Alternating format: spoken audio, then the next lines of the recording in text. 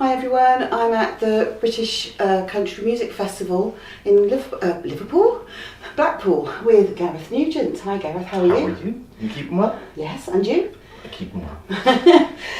So how long have you been writing and performing and singing and... God, well I've been writing quite a long time, but doing the country sign literally in the last year. Just came out in this year, yeah, so it's all moving very quickly at the moment. So what have you been doing in your past? In the past, I worked in shows, musicals in the West End. Then I went off and I was in a rock band for a little while, and we toured around Europe, and then went back to my passion, which was songwriting and doing the countryside of things. Lovely. So if you could invite a few people that had influenced you through your musical career to a dinner party, Oh God. who would you invite? Quite diverse.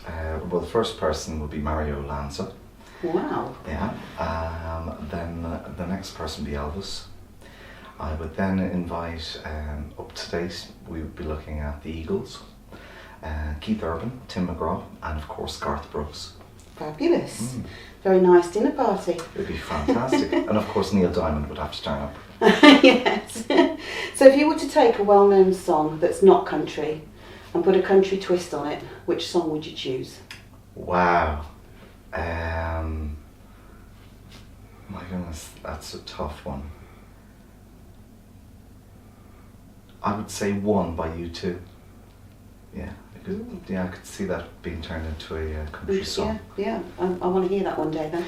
We'll have to work on that one. So if you had a chance of performing on any stage in the world, which would your dream be? I definitely, in my bucket list, I want to play the Grand Ole Opry. Absolutely. And as a kid, I always remember watching bands playing at Red Rock. Oh yes. And I'd like to do that. Very nice. We've had quite a lot of people that want to go there this weekend. And what is your favourite thing to do when you're not performing? Oh, drag racing. Really? Yeah. Do you do that regularly? No, not at the moment. Well, I'm still alive. So that's a winner to me. Brilliant. So what excites you about the British country music scene? What excites me about it is the energy and the attitude of all the people that are doing it. It's such a wonderful community. I think that's the word that comes to mind is community, because we've been very fortunate this year to have played at several of the festivals that are going on, and it's nearly like a family, and you get to meet the same groups of people, but they're getting bigger and bigger and bigger, and but everybody seems to know you, and everybody's really nice. They want to get to know you more, and it's just lovely. And also the talent that is out there is phenomenal. Like, it seriously phenomenal. Yeah. Yes. So tell us about the most unusual gig you've ever played, be it the venue or the position you found yourself in. Yes. Dish the dirt. Well, it wasn't a country one. As I said, I used to be in a rock band, and we used to play at a lot of biker festivals up and down the country.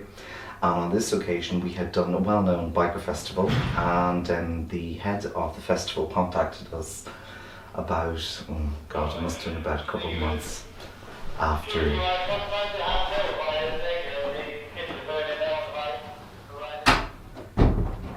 Want to start again? Yes. On that question. So would you like to tell us about the most unusual gig you've ever played, be it the venue or the position you found yourselves in? Serious? Yes, I am. Dish the dirt. Okay. Well, as I said, I was in a rock band, and we used to play a lot of biker festivals up and down the country. We got invited to play at we were told it was a farewell party for one of their members. When we turned up to the venue, first thing we discovered that there was a motorcycle that had obviously been in a car accident or a crash outside, and there was flowers around it. So when we went inside, there was a coffin with a gentleman in it, in his biker clothing, and we were actually playing at the wake. Oh. Yes. And we weren't prepared for that one, let's put it that way. No, so that was probably one of the weirdest ones. Yeah. That would be a bit unnerving, I think. Yeah. Yeah. Oh dear. So the British country music scene is growing fast, each artist having a take on what country music means to them. How do you feel that our music stands up against the music coming out of America at the moment? I think the American music scene has obviously been there for such a long time. But my take on the American country music is it is a mix of all the different cultures of the world going to America, which have created American country. So you've got the Celtic vibe from Ireland and the Scots, you've got the folk from the British, you've got the French, the Cajun, and all those things have created country music that they call American country music, and it has developed. So I think what's happening now is we're pretty much going back to our roots, what we've always done. Yes. And I think what's coming out of the UK at the moment is absolutely, it is there, it's definitely there, and I think it'll only grow and get better and better. But there's a lot of great artists coming through. So where do you see the British country music scene in about 5 years then? I think it's going to just explode. I think it's going to be phenomenal. I really do. And that's my big word today, phenomenal. I'm going to have that on my t-shirts. And what do you want to be doing in 5 years' time?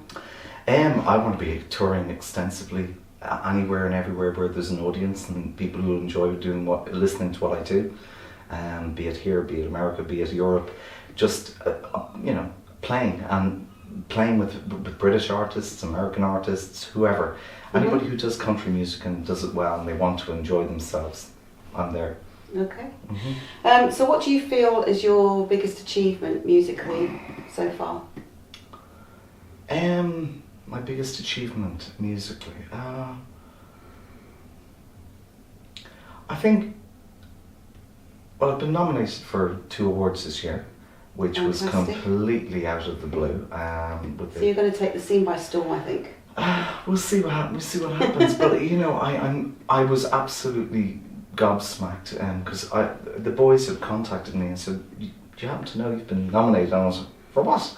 And normally I'm the one that people point at and say it was him, but on this occasion it was a good thing. So it was. I was completely blown away by that, and that's one of the things at the moment I'm really proud of that. Yeah. I've been only out in the scene last 8 months, 7 to 8 months. Yeah. So I was really happy with that. And where can we find you on social media? At the moment on Facebook, on Instagram. We've got a .com page, GarethNugent.com. Haven't released any music as of yet because there's a few things going on in the background with management and record label, and hopefully they're going to get their act together very soon. And because we were hoping to have an album at the end of this month, but they've decided they want to do remix and a few other tracks they want to add in, and I'm excited about it. Although I'm a bit peeved, but I'm really excited and it'll be worth it. Wow. So, I look forward to the announcement of that. Brilliant. It's really nice to talk to you, Gareth. Thank you very much. Thank you very much for taking time to talk to us today. Thank you. And I look forward to seeing you guys again in the future. Oh, you'll see us in the future, don't worry. I hope so. Thanks. Thank you.